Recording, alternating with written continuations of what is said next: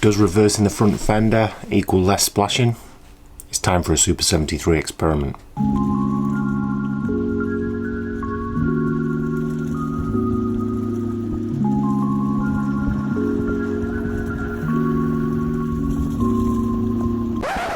So we've done the unboxing video and the first time ride. We even did the 6 weeks later where I finally got the app working and squeezed out that extra speed for the very first time. Even introduced the bike to the wildlife.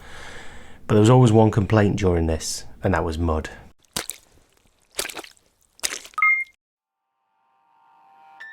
Between Discord and various other forums, I'd heard people talking about reversing that front fender mudguard to reduce the splashing, so that's basically what I did in a 5-minute job.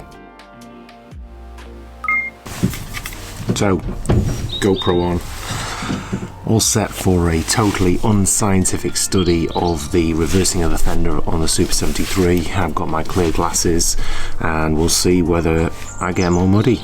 See you in 30 minutes.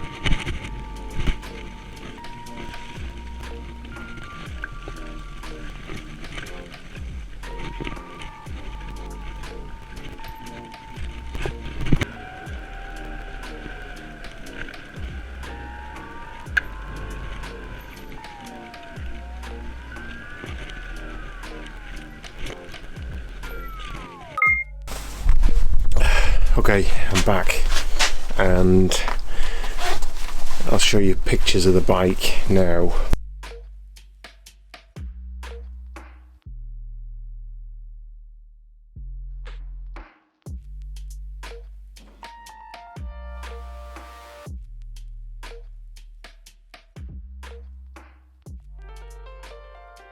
Okay, so I'm back in from the cold. My hands are like blocks of ice. It's pretty blizzardy out there now. I did say this wouldn't be a scientific test in any way, shape or form. The weather's been horrendous here in recent weeks with floods, etc. So I did take it on some pretty muddy routes and I must say it's definitely better. There was still splash, especially when at speed I was actually hitting the splash that was coming off the front of the wheel and going in front, and I was riding into that.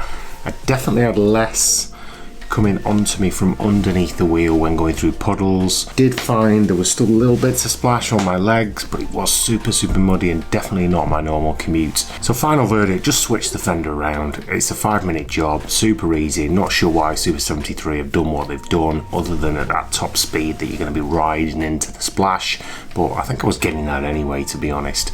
So switch it around, you won't regret it. And thanks for watching. That was a Super 73 experiment. Subscribe for more unscientific studies.